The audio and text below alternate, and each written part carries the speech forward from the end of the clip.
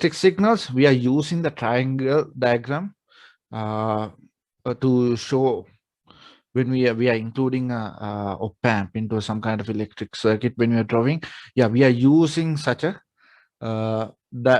mark, and we have 5 pins actually we are marking: inverting input, non-inverting input, right?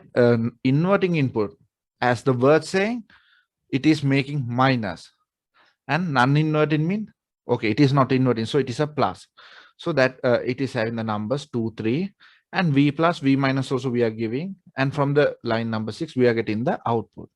Like in our videos, like we will show the actual op-amp, but in that time we need to remember that, okay, for the op-amp we can see sometimes kind of a cut like this here, and sometimes there will be some kind of a dot will be marked in here.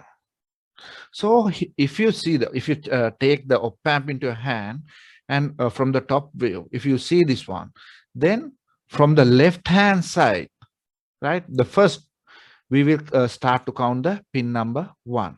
So likewise, the pin numbers will go from 1, 2, 3, 4, 5, 6, 7, 8. Not 1, 2, 3, 4, 5, 6, 7, 8. Not that way, right? We will normally, whatever the IC, when we are reading the pin numbers, we are start from the left hand side and we will go down, and from the other side we will come up. Okay. All right. Then for the op-amp, we will have the 2 inputs. One is an inverting and non-inverting, as I said. Then we have 1 output, and we have a power connections.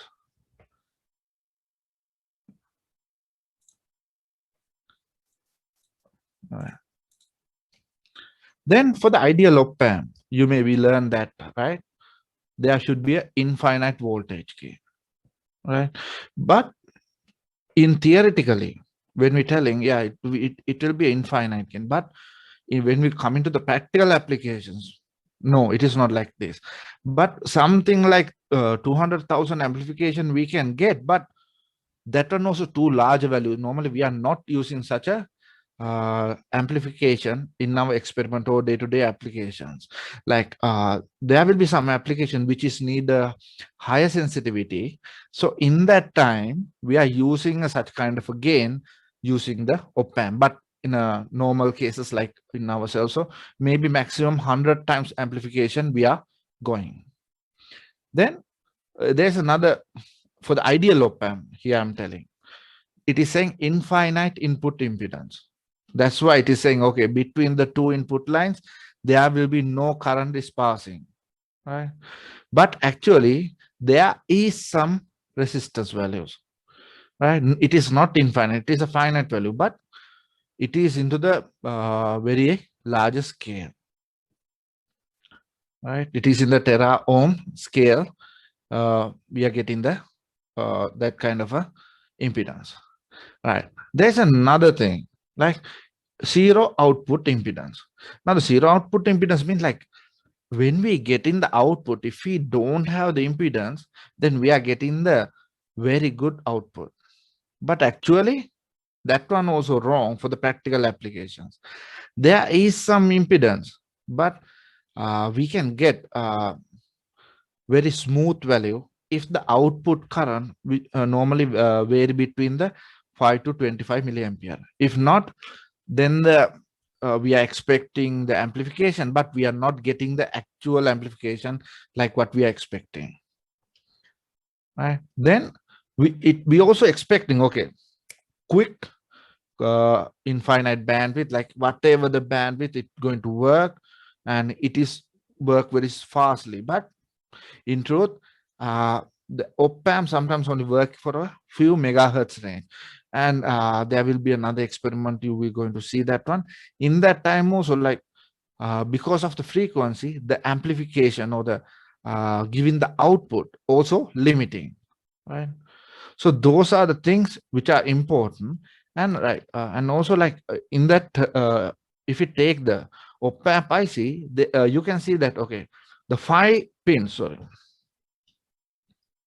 the 5 pins, pin number 2 is for the inverting input, pin number 3 for the non-inverting input, pin number 7 for the V plus, pin number 4 for the minus, and pin number 6 for the output. But there will be another 3 pins, right? One is saying NC. NC mean what? Anyone having idea? Can anyone tell me what is mean by if you like this is very important when you're reading IC. Like sometimes when you do your experiments like fourth year projects, or if you go to a companies, maybe you may be working with some kind of ICs. Then if you don't know what is the ICs and their components, normally we are getting a data sheet, something called data sheet. When we take that one, we're going to read that data sheet. So the data sheet maybe look like this, right? So in that one, it's saying NC. What is NC stand for? Can anyone?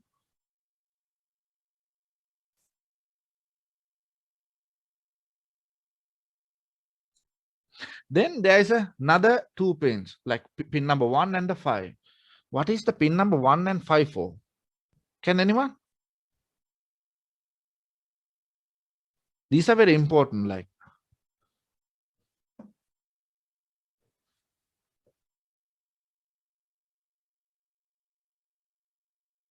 Anyone? What is pin number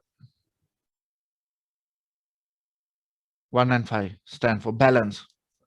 It's saying balance. That means like, okay, sometimes when we give in the signal, like, and we know that, okay, this one is correctly working, but we are getting some kind of offset value. That means we are expecting 2 volt need to be come out, but we are getting 1.7 volt.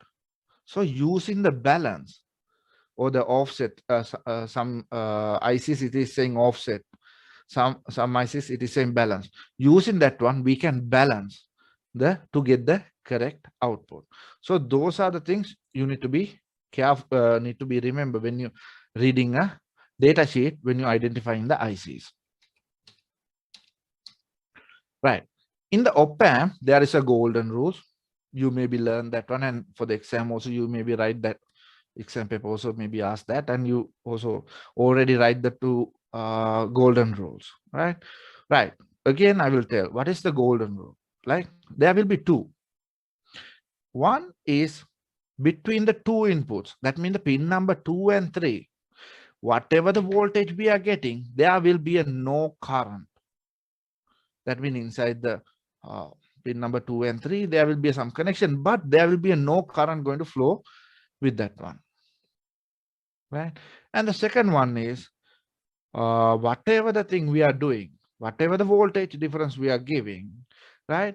The op-amp will try to do his best to make the pin number 2 and 3, their voltage difference to become 0, right? So that is what it is trying to do. So we need to keep that in mind, because that is the basic concept when we are theoretically also showing how to do the inverting, non-inverting, differentiating, summing, whatever the thing when we are doing, like those 2 golden rules we need to apply. Right. So now, as for your experiment, we for the today's session, we having inverting amplifier and the non-inverting amplifier. So here is the basis about the inverting amplifier. Now in here you can see, okay, pin number 2, that is the non-inverting connection. We given with the V in with some resistor value, and we connect the pin number 3, that means the non-inverting pin, to the ground value. So when this one is happen, right, now the op-amp is trying its best according to the second golden rule to become the voltage difference to 0. So here it can become as a V in or 0, but normally there will be a voltage drop for the R1. So rather than making that voltage drop, the op-amp will try to make this the non-inverting voltage to same in here. So in here become a 0 voltage. Okay.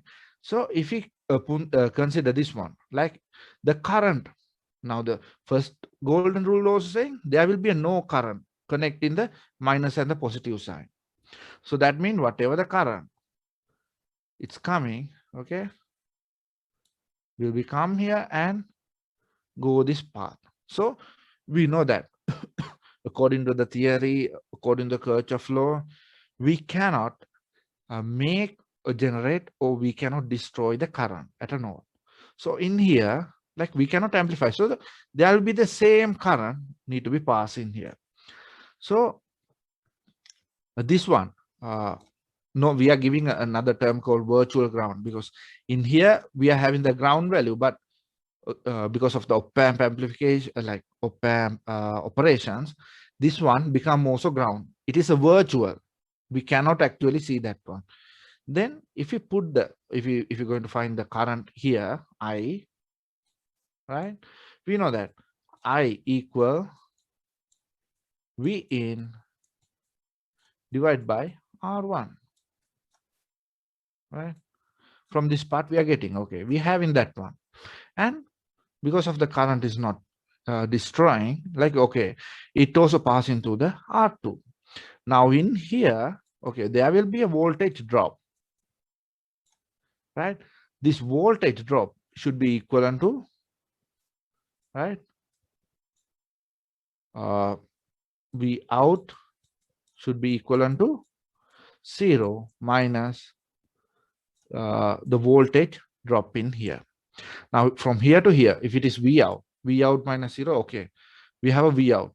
So the first voltage in here, and there will be a voltage drop, and it is finally going to the equivalent to the V out, right? So if we write the equation like this, then we are getting the V out equal minus V in R2 divided by R1, right? Now the voltage gain equal V out divided by V in. That means R2 divided by R1. Not only that one, we have a minus mark. So that means it is amplified. If we use the same resistor value, we are having the same gain value. If you have higher resistance in the above, we are having amplification. That means the positive amplification we are having. If it is a lesser value than the R1, then we are having a negative amplification. Are we clear here? Are we clear here? Yes, agree. Okay. Right. Now, similar to that one, now we are having the non-inverting, right? But we are giving the V in here, and while keeping the R1, the non-inverting with the ground, we are connecting here, and we are giving the V in here. So the same thing is happening here. So from this one, we are getting 1 plus R2 divided by R1 with a positive value, right? So you may be derive this one in the class, so I'm not going to spend the time here. Now we will show you how we can connect the op-amp circuit, and what kind of a pattern we can observe in the using the oscilloscope. Amplifier of using from the op-amp. So in here you can see the mark is in here. So the pin number 1 will be here. So according to the diagram, pin number 2 is the V minus. So it is connected with the resistor. Like first we give in the input signal, then connect it through a resistor, then the resistor also going to the second resistor going to the output channel. So this ratio will give the amplification of the input signal. When we're doing that one, to amplify this condition, we need to make sure that the correct ratio of the resistors should be taken in here. So in this case, the pin number 3, right, which is the V plus, need to be ground. Then the channel number 7 will be connected to the V plus, and channel number 4 to the V minus. So the connections are showing in here. Then the input signal is given to this channel using these lines. So from the oscilloscope we can see what will be the input signal and also the output signal of this one.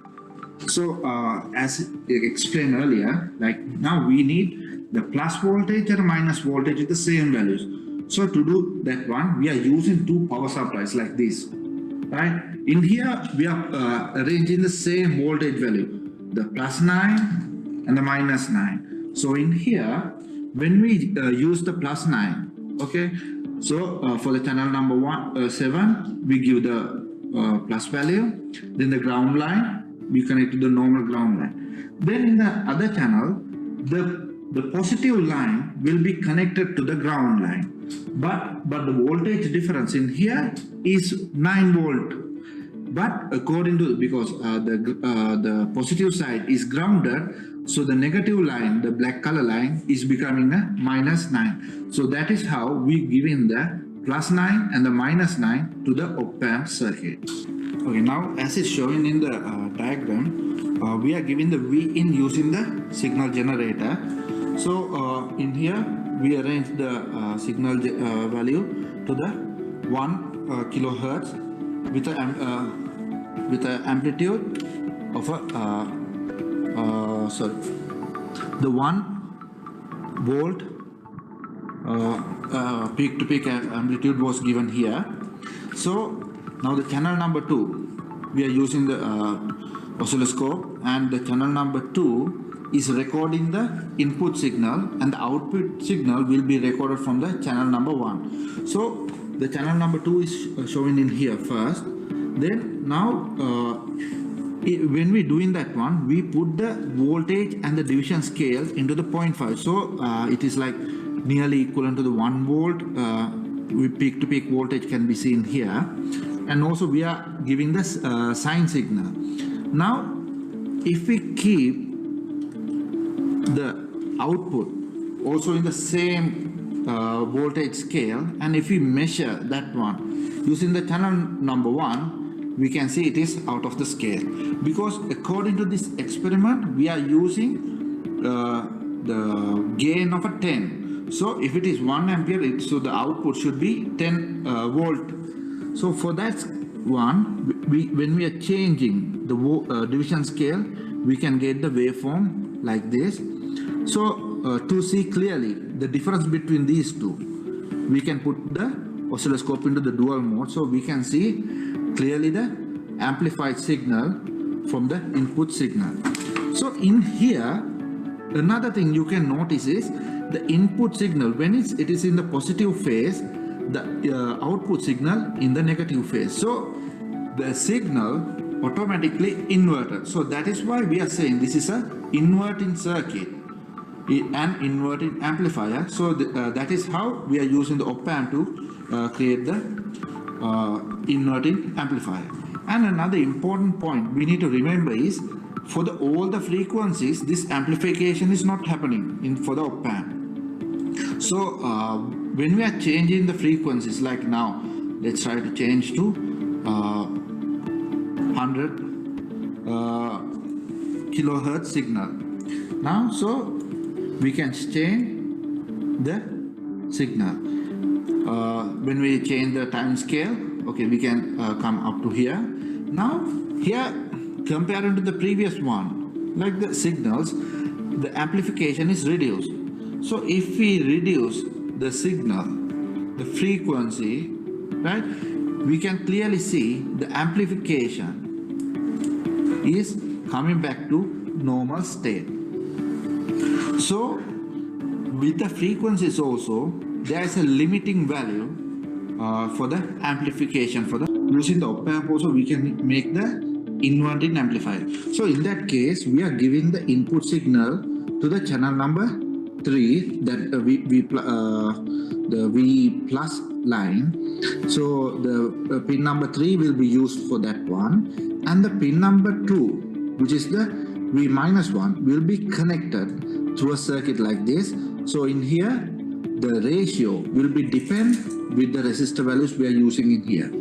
So again, similar to the non-inverting amplifier, like we are giving the 1 kilohertz signal with the amplitude of 1 volt peak to peak.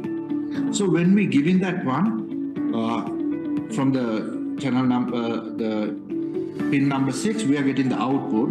So the channel number 1 in the oscilloscope showing the output figure. So if we change this point to the channel number 1, we can see that it is go away from the scale. So because both the scales for the volt division is in the same, so now I'm going to increase the voltage division for the channel number 1. When we increase that one, we can see that it is coming to the picture where we can see to the screen. So if we watch these two in the same figure, so if we put in the dual mode, we can see the both of them. So using the position button, we can adjust. So when we adjust that one, we can see that the input waveform, which is showing in the lowest value, and the output signal, which is amplified, will be both in the same phase. So this one, without inverting the phase, it is amplified. So using the op amp, we can make the amplification like this. And also similar to the inverting amplification, the frequency also playing some part. It's like it is limiting the amplification. So if we change the 1 kilohertz scale to the 10 kilohertz scale or the 10 kilohertz scale, then okay, I'm adjusting the time division so we can see a clear image. Now if we increase this 10 kilohertz up to another more values, now you can see the amplification of the output signal is decreasing. So that means after some cutoff limit, the amplification of the op amp is reducing. So we need, when we using the op amp for the inverting or non-inverting amplification, we need to be careful with the frequency and the